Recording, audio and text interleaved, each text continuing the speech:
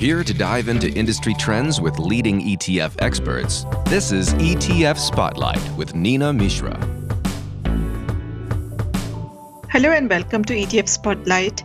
I'm your host, Neena Mishra. In this episode, I speak with Gene Munster, Managing Partner at Loop Ventures, about the outlook for tech stocks. Gene is a well-known tech expert, and his firm is the index provider for the innovator Loop Frontier Tech ETF, ticker symbol Loop. So the world's biggest technology companies reported their results late last month, and despite very difficult macroeconomic environment, results were better than feared. Further, inflation is showing some signs of peaking, which suggests that the Fed may pursue a slower path of interest rate increases in the months ahead, and which is really good for technology stocks. And that is why tech stocks have rebounded strongly since late July. Amazon is up almost 20%, and Apple and Tesla are also up more than 10%. Despite challenges for these companies due to the macroeconomic environment, many of these companies have announced slowing down hiring and spending plans. Yet these stocks remain very popular among individual investors. According to the Wall Street Journal, in late July, purchases by individual investors of popular technology stocks hit the highest levels since at least 2014. So with Gene, we'll discuss the outlook for technology giants, and we'll also talk about his ETF. Joining me now is Gene Munster. Gene, welcome back. Great to have you on the show. Great to be back. Okay, so I wanted to start with the recent June quarter results reported by big tech, these tech giants, and these results reflected very challenging market conditions with soaring inflation, strong dollar, and continued supply chain disruptions. So what are your thoughts on big tech earnings? Which impressed you the most and least? Well, it clearly was a mixed bag to slightly positive, and I was most impressed by Apple and Google. And what stuck out to me regarding Apple was the iPhone growth up 3% year over year. That doesn't sound very impressive, but considering it was up against a 55% comp a year ago, it was quite remarkable given the macro background. And their commentary about the September quarter left room for optimism as well, that the strength that they had seen in the June quarter will, for at least for the iPhone, would continue. Now, Apple didn't have a perfect quarter. I'll just quickly mention that their wearables business was disappointing. And I think that's 10% of their business. That's AirPods and Watch. And I think it really is representative of what are the things that consumers need. iPhone is something that consumers need. Another piece that is in the need category is Google Search. And this was another standout. It was up 14% year over year. That was a deceleration from what it was from up 20% in the March quarter, but it still was at a nice pace. And I think that speaks to this performance advertising business, and ultimately is that advertisers want to use forms of advertising that are more have more attribution to them, and search continues to perform well amongst that. YouTube, some of their branding did get negatively impacted, but I think that those two really were the positive standouts, Apple and Google. Excellent. So let's talk a little bit more about Apple, which I know has been one of your top picks for many years. And the stock is actually down less than 5% year to date. And one of the big concerns for Apple is its exposure to China, because about 18% of Apple's revenue comes from Greater China. And you believe that Apple is in the process of reducing its reliance on China. Tell us more about that. Apple has spent the last 2 decades getting closer to China, and we think they're going to spend the next 2 decades building some space between them. And you accurately pointed out that 18% of their revenue comes from Greater China. And that is only part of the story. The other part is that 62% of their production, of revenue production, comes from China. And so Apple's unique in that it has greater China exposure versus any other big tech company. And so it needs to be, the topic around China needs to be taken more seriously when we consider Apple. And part that has been surprising to me is that the ascent in Apple shares more recently have corresponded or have been at the same time that we've seen this increased tension between the U.S. and China. And I think that at the end of the day, investors are looking that Apple is taking steps to diversify. That 62% number, if you were going to look at that a few years ago, would have been 75%. So it has declined. And even today, there's reports that Apple Watch and AirPods are going to be increasingly built in Vietnam, for example. And so the company is making some of those changes. They're slowly diversifying. They're doing more in the U.S. They've announced a very sizable investment in U.S. in tech. Needs some probably explanation about exactly how big it is, but it's safe to say that they want to do more in the U.S. as well. So when you put it together, Apple has the greatest China risk, but they're also taking steps to diversify from that in the years ahead. Let's move on to Tesla now, which also has been your favorite stock, one of your favorite stocks for a long time. And Tesla actually rallied almost 50% from its May bottom. But the company has many challenges, including Twitter acquisition, which may or may not materialize. So what are your thoughts on Tesla stock as of now? Well, this one is just going to be a continued roller coaster, and I think that it's a roller coaster that ultimately goes higher. This is not investment advice, but I believe that this is a $2,500 stock longer term. And the reason is that I think what they're doing, what's most important, there's a lot of what I would consider topics around Tesla, but there's only one or two pressure points. And the topics include what's going to happen with Twitter, what happens with shutdowns in Shanghai. But the pressure points are deliveries and automotive gross margins. And that's really the substance of it. Delivery growth in the June quarter slowed down meaningfully. It was at about 70%. In the March quarter, went down to the low 20%.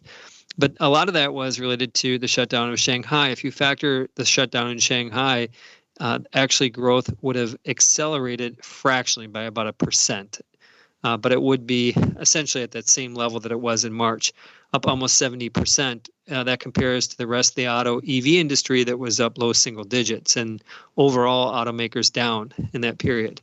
And so when I think about Tesla, I think that the EV piece is important. The Inflation Reduction Act has obviously provisions to bring back tax credits to Tesla, which will be a benefit, and also increase the tax credits for solar, which is something that largely gets looked away from. And so this company still is unique relative to other big tech companies, given the fact that they are addressing multiple big markets around renewable, EV, autonomy. And I think that it's going to be controversial for years to come. You'll have 20% swings in either direction, but ultimately I think that the stock continues to go higher. Excellent. Now moving on to another stock, Amazon, which has rebounded strongly recently in the past few weeks. In fact, Amazon had earlier given up all of its post-pandemic gains, but recently they announced some big acquisitions too. So tell us about your thoughts on Amazon. Well, the biggest is that they see the fourth leg of their business being, they increasingly see that as being something in healthcare or wellness. And the One Medical acquisition gets them more into primary care. This is basically checkups, and you want to go see a doctor, you go into one of these primary care clinics, One Medical clinics. And I think that that is an indication that they are serious. They obviously did the PillPack acquisition a few years ago. And so I think that this is something that's been referred to in the media as Prime Health. Like you have your Prime subscription, you pay up for Prime Health subscription, and it just makes sense that they get into that. So I see that Amazon is an opportunity. I believe healthcare. I think one of the reasons why the stock has done well recently is just the fact that they had overbuilt some of their infrastructure on the e-commerce side. And that leaves opportunity for them to reduce spending in the quarters ahead, which should be positive for profits. And so you have this pendulum. This is classic. It's been part of the Amazon story for the last decade, of periods where the momentum swings to them losing money, where they invest in infrastructure, they slow down the investment, they make a bunch of money, they surprise investors on the upside, and you keep going back and forth. But ultimately, the medical opportunity is a big one for them, and they still have margin leverage upside related to their e-commerce. So all these stocks have rebounded strongly in the past few weeks, particularly after reporting their results. But looking at the months ahead, which mega cap stocks you like most, and which, if any, should be avoided? Three that I like the most are Meta, Google, and Apple. And the reason Meta is that it's still largely out of favor. I think that they have properly reset some of the numbers, so it's a pretty low bar for them to come over.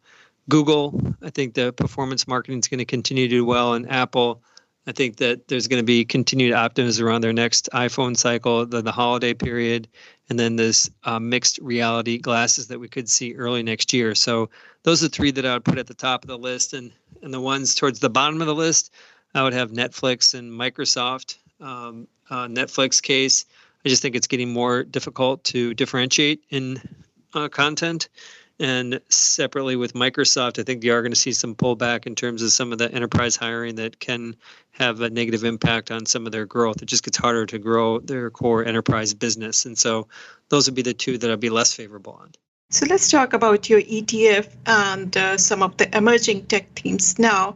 So this ETF invests in cutting-edge technology companies which are leading the next wave of innovation. So which emerging tech themes have the best outlook in the coming months and in 2023 in your view? Well, there's three I'd like to highlight within the ETF. One is ASML. They basically provide technology that goes into fabricating advanced chips, and their largest customer is TSMC and Samsung, and essentially their help enable these high-performing graphics processing and CPUs.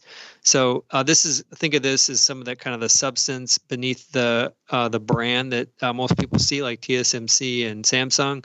And I think that they are needed by those companies to enable these advanced chips. Another that's it's not a mega cap, but Take-Two. They're obviously the publisher of Grand Theft Auto, NBA 2K, and Red Dead Redemption. So they have one of the strongest IP portfolios in gaming.